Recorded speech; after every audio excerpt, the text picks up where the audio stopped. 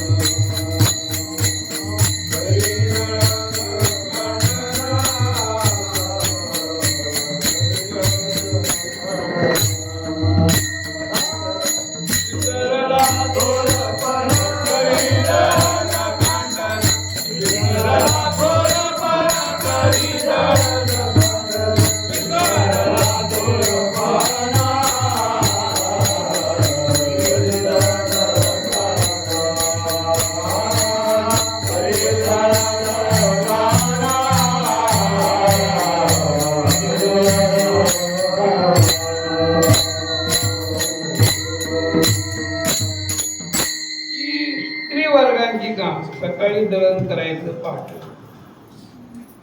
पुन्हा सडा टाकायचा, रांगोळी काढायची, घर जे ते स्वच्छ करायचे, जे पुन्हा त्याला उठल्याबरोबर पहिलं जर का काय पाहिजे तर गौरी पाहिजे चूल पेटवायला.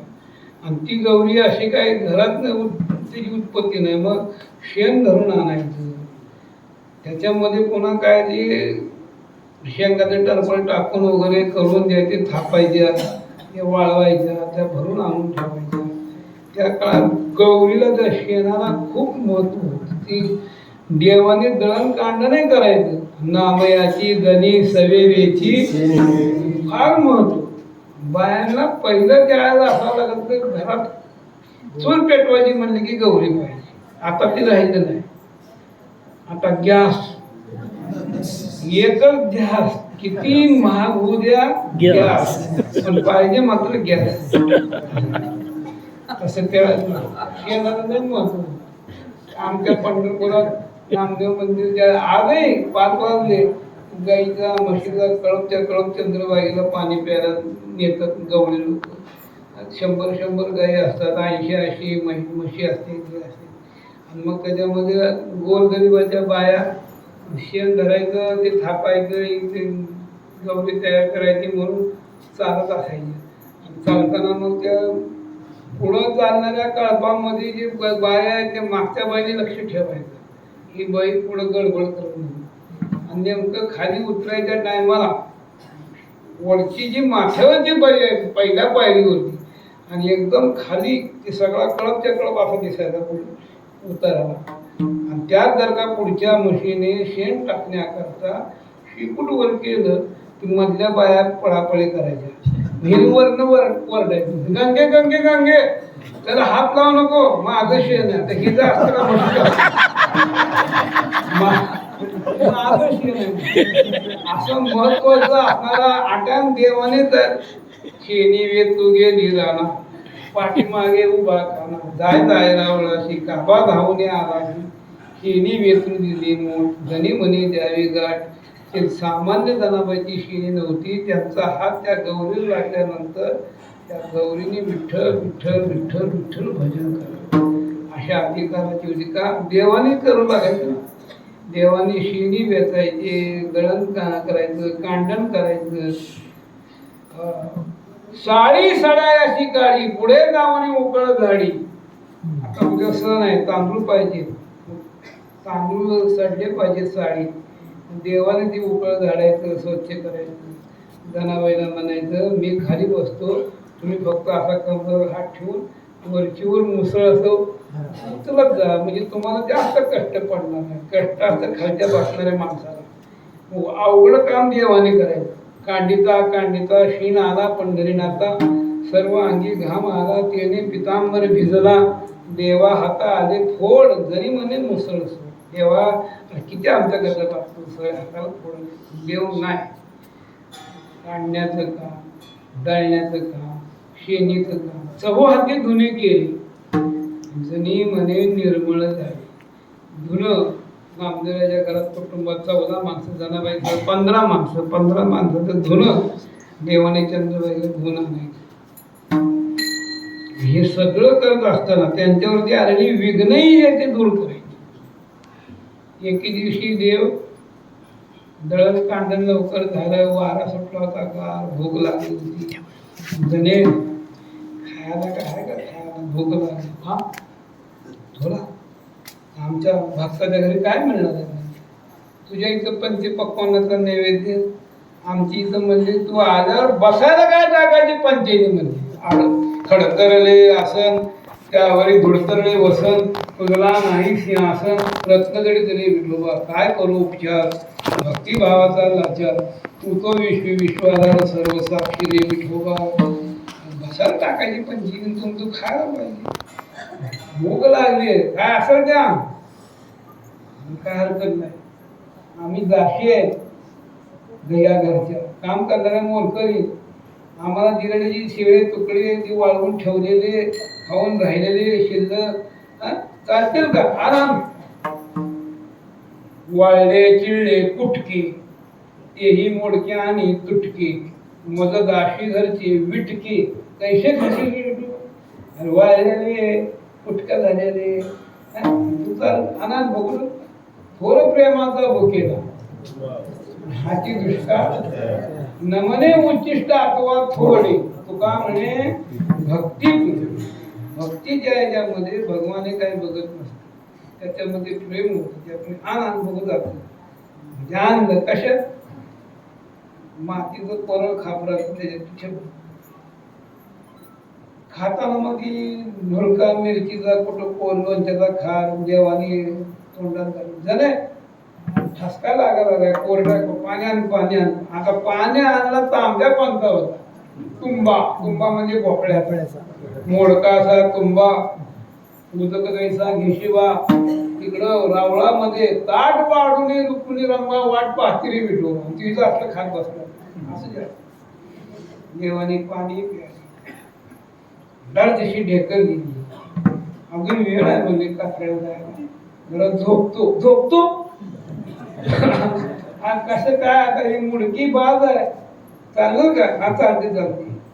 आणि अर्धी वाकळ पांघरायची आणि अर्धी हात राहायची, चालते. पूर्वीच्या काळाची वाकळ होती. म्हातारपणामध्ये जे काही स्त्री असतात त्यांना ते ग्रह उद्योगच होते. बारके तुकडे चौकोनी आकार देऊन धुवायचे, करायचे, तुकड्याला तुकडे लावून त्याची गुदडी तयार करायची, वाकळ तयार करायची. मग इतकी जड असायची. हातरली नरम, पांघरली नरम, पाहुण्या रावळ्या वापराला वाटती शरम, आणि त्यातनं चूर्ण गेली आपलं करम.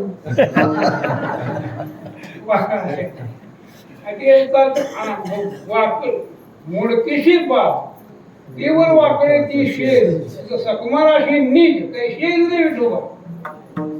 काय करू फुकट नाही अशी तुला मिळाली.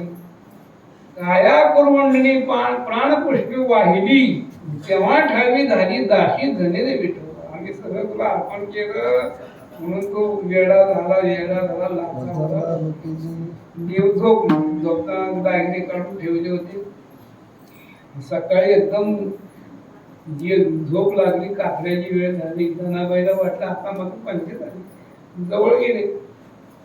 उठा म्हणे झाली उजाडले, उठा चक्र पाणी उजाडले म्हणे झाली. असं मंडळ पाहत काकड्याची वेळ. लगेच तातडीने जागा झाला. वाकळ घेऊन ही पळाला. जनाबाईचे ते जागे झाले. दागिने घालायला नाही तसं अंगात मारलं. काकडा देव उभा राहिले. पुजाऱ्याने काकडा लावला. देवाच्या अंगावर वाकळ बघितलं की ते काकडा हातात घालून पडला. बापरे, देवाच्या अंगावर काही टाकलं. चोरी झाली. नामदेवराय होते. वाकडे आमच्या ओळखीचे आहे म्हणजे. हा, कुणाची आहे? जनाबाईचे. जने हो, वाकळ माझे म्हणजे.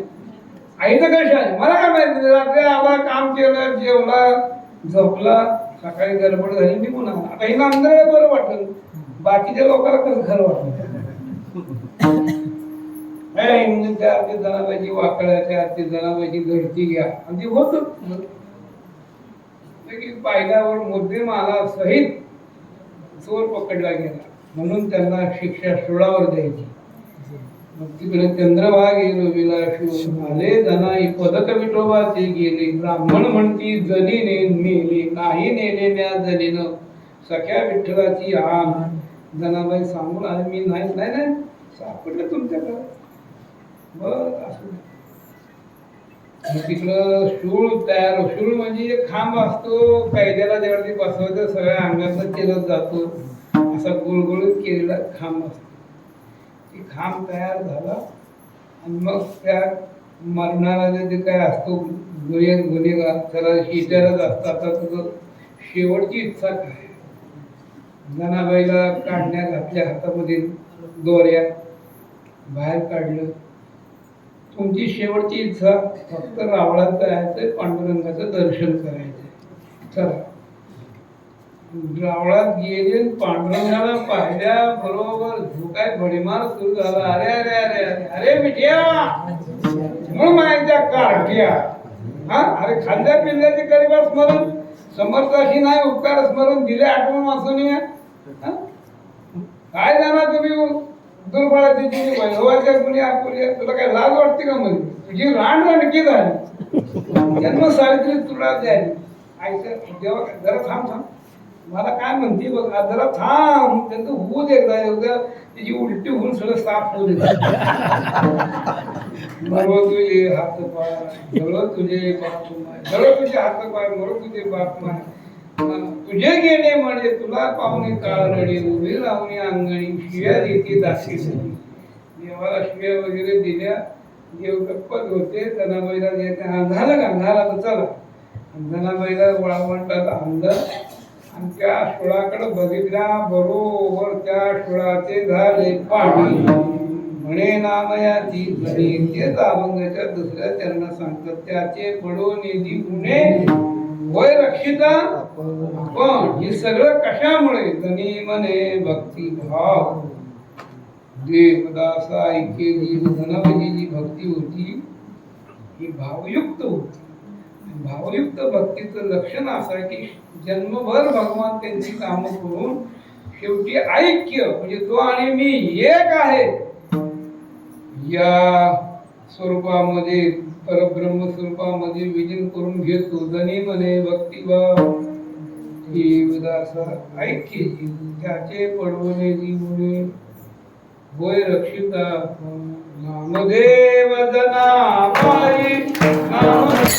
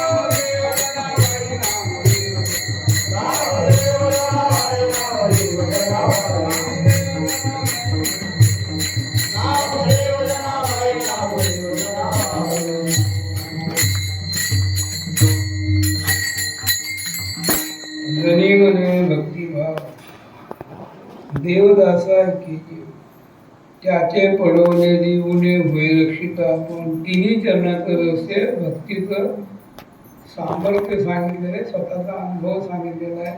आणि तोही त्यांना तुका म्हणे चाकूनच सांग माझा अनुभव आहे म्हणजे त्यांना आपला अनुभव व्यक्त केलेला.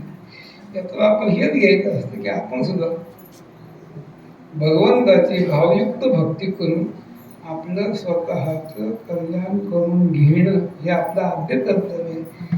संतांची कृपा करून आता उद्धार व्हावण्याकरता आपण सेवा करत राहा. जनाबाईने हे दाखवून दिलं की स्त्री जन्म जरी असला तरी भगवंताची उपासना करता येते. स्त्री जन्म म्हणून न व्हावे उदास साधू संतांशी केले असा बोध घ्यावा.